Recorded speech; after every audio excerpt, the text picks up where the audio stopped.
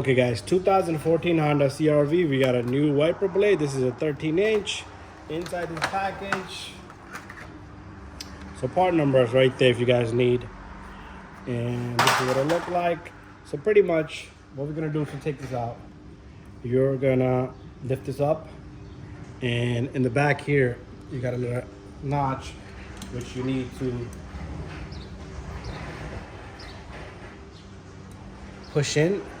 So let me just show you guys the notch I'm talking about.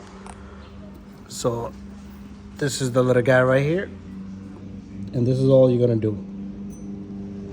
Let me put this back. And when you do this, you're gonna push this wiper blade down and it's going to come out. Do not let this go. Do not let this hit the windshield. So you're gonna take the new wiper blade. You see how it's opening here? You're gonna take this side, you're gonna do that, and click it right in. That's how simple it is. Clean off the windshield. Bada bing, bada boom. It should not come off. Thank you for watching, and bye-bye. See you guys on the next one. So you see it's gotta go in through this edge here. This is what it looked like. So same thing with this one right here. You just push this notch in. That's all we're doing.